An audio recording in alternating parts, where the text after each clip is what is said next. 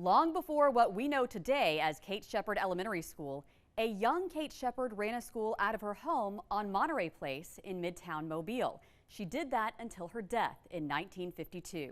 Today, inside that home, sit family possessions dating back to the early 1800s.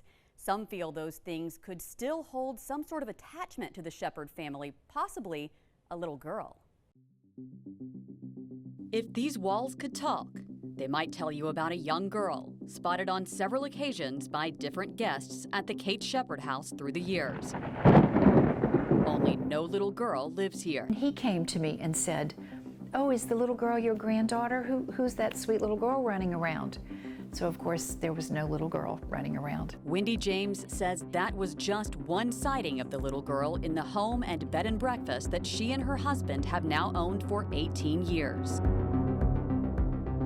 A contractor doing some remodeling for the couple saw her. Overnight guests have also seen her. One of the guests from Isabel's room, and I'll show you Isabel's room, said, "Oh, who is the little girl that I saw running around?" Isabel was Kate's sister, who passed away inside the 4,200 square foot house, and no doubt had a strong connection to the home they both spent their entire lives living in. But Kate and Isabel weren't the only ones with a bond. This house was full of children every day. For as much as maybe 30 or 40 years, Kate Shepard had her school here in this house. Kate was taking in youngsters, like before first grade. Back then, kindergarten was not mainstream.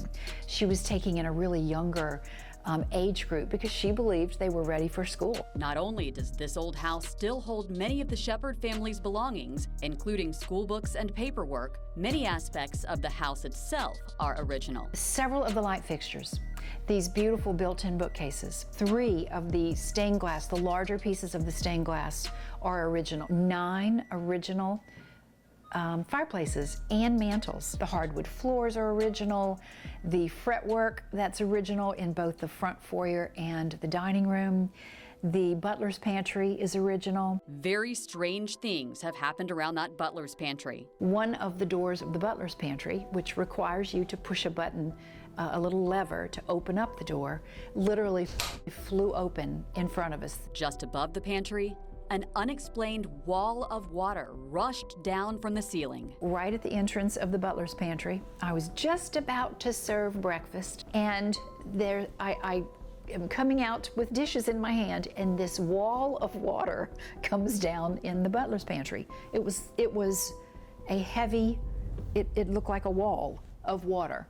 Just went kapoosh. Got the plumber in, and they said, "We don't see any leak here. We don't know what you're talking about." The ceiling still stained. That happened more than once. Just feet from the butler's pantry, a fireplace. We have had things fly off the mantel. One was an antique plate, an old Bell and Grath Gardens plate that we were at the table, and one out of all of those plates flew off and landed on the floor, and of course was smashed to smithereens. Whatever or whoever inhabits this house with the Jameses doesn't seem to mean anyone any harm. Honestly, I think it's mischievous. That's all it is. And whatever it is will likely remain unexplained. The Kate Shepard House is now up for sale, not because of the unexplained, but because Wendy and her husband are downsizing. They're hoping the new owners will continue the bed and breakfast they started and will cherish Kate and her family's things, which will stay with the house as much as they have through the years. Cherish Lombard, WKRG News 5.